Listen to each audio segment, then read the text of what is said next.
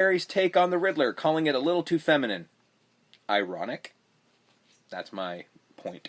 Because you told me this last week, and my whole thing is, by this point, he's just super old and has probably had an ass full of life.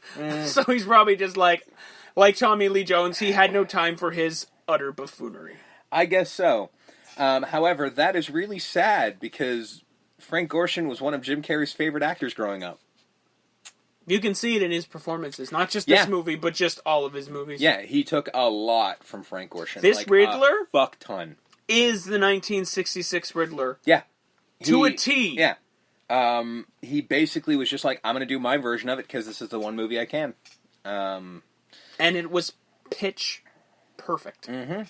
I think it was fantastic. Yeah. Batman Forever was nominated for 3 Academy Awards. I don't believe it won any of them. All technical, I'm assuming. Mm-hmm. Definitely. Should have been music, too. Kiss from a Rose? It might have been. No, it wasn't. However, U2's Hold Me, Thrill Me, Kiss Me, Kill Me was also nominated for the Worst Original Song Golden Raspberry Award. It lost to Walk Into the Wind from Showgirls. We'll get there. That'll be Jesus Christ, I can't even win a raspberry. Yeah, really. Imagine Bono wins. Yeah. And Bono shows up to the Golden Raspberry Awards. I'd like to do this for the starving children. Like, that's what I want. That's what I want. I want it so bad that he's accepting this award, that he's shite, but he still goes, but we need to talk about the babies. And just give this real super heartfelt speech about the plight of children at the Golden Raspberry Awards. Yeah, that'd be amazing. The whole award just like... I mean, it would be the most viewed episode of it ever if they even air it. I don't think they do. No. Maybe now. In addition to a large line of toys, video games, and action figures from Kenner. So, there you go. McDonald's came back and released several collectibles and mugs to coincide with the release of this film. I have 2 of them. Still. I had them. I don't know what. I wish I lost the time. The only one I want is the one I don't have, is the Riddler one. Yeah. I don't have it. Yeah, mine were lost the time, unfortunately. Mine were too. I recollected these, and I'm not even sure how. I don't remember where the hell I got it. Probably a Value Village or something. Probably. Knowing me, that's what I would do. Peter David and Alan Grant wrote separate novelizations for the film. Dennis O'Neil authored a comic book adaptation with Michael... I can't pronounce that. Dutkiewicz? Sure. France. Six Flags Great Adventure Theme Park rethemed their Axis Chemical Arena, home of the Batman stunt show, to resemble Batman Forever, and the new show featured props from the film. Six Flags Over Texas featured a one-time fireworks show to promote the movie. The replica bus of Batman, Robin, Two-Face, and the Riddler can still be found in the Justice League store in the Looney Tunes USA section. Batman the Ride opened at Six Flags St. Louis to promote the movie. That is all.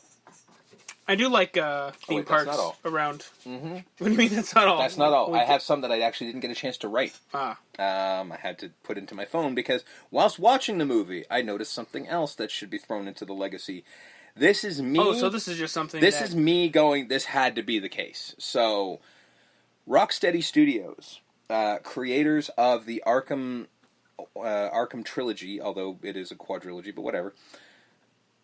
Those movies clearly... those people in England must have been a huge fan of this movie because the look of the outside of Arkham, the trees and all of that, looks identical to the outside entrance to the main asylum proper in the Arkham Asylum video game. The gates leading into the building and the sign looks identical. The cells inside, which is the part where most of it you'd be like, well, that was just the comic book, whatever. The cells inside. That weird, like, if you remember the final scene where she goes in and you see, like, those, like, weird, like, cube-like looking cells and everything like that, are almost identical to the cell block structure that Poison Ivy was held in. Mm-hmm. Like, it looks almost identical to that. I've never seen that in the comic book before. That, I mean, coincidence maybe, but I'm not done yet. The building that Chase's office was in looks almost identical to the courthouse in Arkham City, the interior.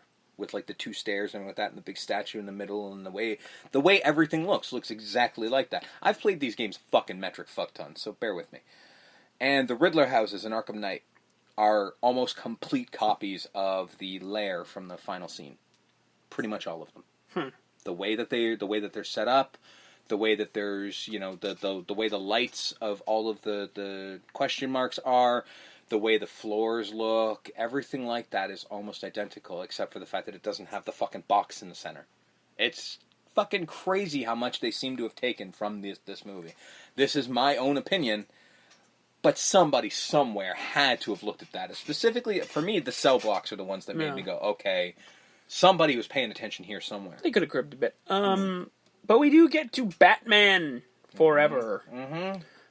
We start with, "This ain't your mama's Batman." Yeah. You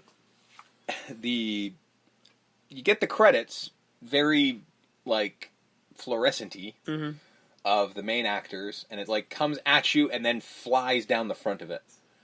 Okay. Sure. And you know this isn't your regular Batman because this Batman got jokes.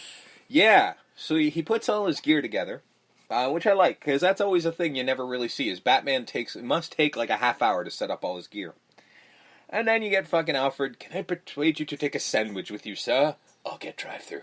Which was probably just put there for a commercial.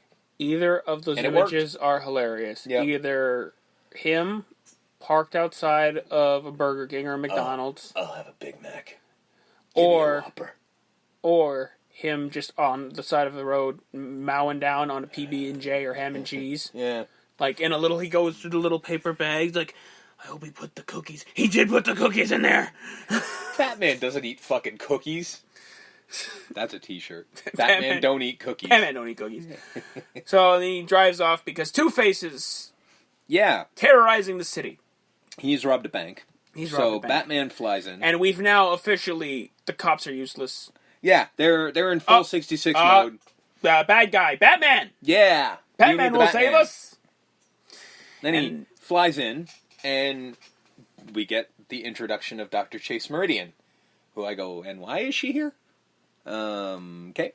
So, they have their little conversation where she's just like, "I want to fuck you, I want to fuck you, I want to fuck you," some kind of psychology babble. Yep. That sound about every line of dialogue she has in this movie? And she flies, and then he flies away, and she's staring all up and down. I still don't know why she's there.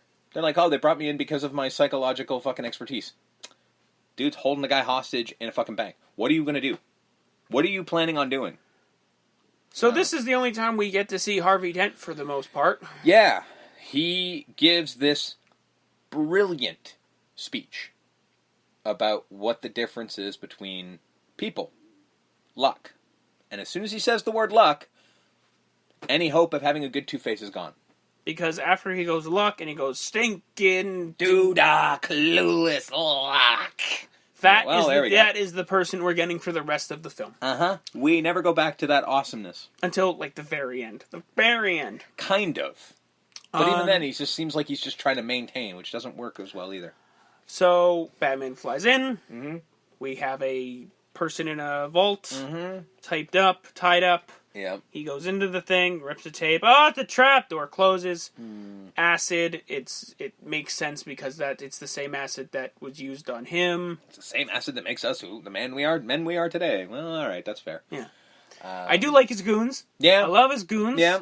With the mask, with the different colors. They call him Face. Face! Face! Hey, Face! Batman takes on these goons. One is about to go down an elevator shaft. He grabs him, throws him back, electrocutes him, but doesn't kill him. Which I question. If you're being electrocuted for any length of time, which that gentleman is, because that is his restraint, eventually he will die. You cannot be electrocuted even at a low level like that for permanent without death. Either way, we don't see an on-screen death. But death. It's kind of like the Arkham games, where it's just like he doesn't kill them, but he fucking cripples them. Yeah, which is maybe a fate worse than death. He has no problem doing that. I'm not going to lie. Batman seems to... I mean, he questions it and goes, "Well, that was kind of a dick move, but I'm still going to do it." He does do that. So Two-Face does get away after the end of it. Batman swings the vault back in after it's been pulled out. Yeah. And he literally pulls it back right where it was. Yeah, which I find hilarious because I guess... Haven't you gone past that building by this point? Well, yeah, but logic. My question is, I guess he's upgraded his equipment since then, because in '89 he asked how much Vicky Vale weighed, and she said 108, and it couldn't get her to the top of the building. Now he can hold on to a whole fucking safe. Yeah. And also, they go through a whole statue with fire and everything, and he somehow survives that. Well, okay, so apparently there's a Statue of Liberty, which I'm going to call the Statue of Gotham. No, not that. It's the eye. The eye. No, yeah. Okay, well, first they go through that to get rid of him because they thought they do because he's hanging on. Yeah. Goes through that thing, fire, goes down. Oh, the bat's dead. Oh, happy day. Well, that's when it's face, and then the guy gets because you see the cape, which is kind of badass. I ain't gonna lie. And then so they go, and this is proof that this is the much more commercial movie because Two-Face like, all right, I'm piecing out of this because Batman's here. So he gets the steering wheel of the helicopter, and puts the club on it. The actual club. The club, because that was the hot new item. Yeah. Like, there were commercials for that fucking thing everywhere. So he puts it on the helicopter, which I'm like, I don't think they have wheels, but that's cool. You know, you do what you got to do because you got to get product placement in somewhere. And he pieces out. Batman jumps off the helicopter. He dives in. From a great distance. Yeah, he's Batman. I get it. I'll accept that. Helicopter blows up. Into the Gotham City Statue of Liberty? Yep. The Gotham Statue of Liberty that I guess was a donation from New York? I don't know. And we get Batman in water looking up going, well, that sucked. Yep. And I remember hearing that they had to weigh down his cape because otherwise it would just float up. It's about as much as I can say about this scene because it's fucking weird. And Face gets away. Yep. We then meet the other villain of the film. Well, isn't this when we get the Captain Exposition where the news lady fucking mentions how Two-Face came about? In the weirdest fucking, like, oh, I can't believe we got cameras this damn close to the action. Yeah, in this scene. Two-Face. In this scene. Yeah. Like, Edward was there at his office, and the TV's on, and they're explaining that Two-Face gets away, and they go, well, you need to remember, a year ago, he was this, he was Harvey Dent, DA, the boss Maroney. Yeah, throws the acid. Is his first name Boss? Yeah. Maroney throws the acid in his face. Got way more than that, just the side of it, by the way. Got pretty much his whole face. But where were the cameras in the courtroom were that close? That seems a little strange. Because Batman flies in full Batman regalia. Mm-hmm. I'm like, was Batman sitting in the courtroom? Just like he would have had to have been. And then my question is, they immediately change from that, and I'm like, this must be a really fucking slow news day if the next thing they talk about is Bruce Wayne is going to one of his subsidiaries and checking shit out. Yeah. Because that's what the gist of the next thing is. I'm like, wow, nothing else happened in Gotham, really? Like, we live in a world where if an earthquake happens somewhere, they are on this for hours. I would assume if a supervillain tries to rob a bank, they'd be talking to everybody involved. But no, we're going to talk about Bruce Wayne going to a building. Nope. That's what the whole conversation is. So he shows up. Yeah. Enigma is a very big fan. Mm-hmm. And he's a very weird scientist. Yeah. He's got a very weird cubicle, and he's got, like, pictures of Bruce Wayne everywhere. He's a fan. Ed Begley Jr., the awesome Ed Begley Jr., plays his dickhead boss. And I guess the head of this department. Mm-hmm. Is it A&R or whatever? It's A&D or whatever? R&D. Yeah, R&D. Research and Development. Yeah.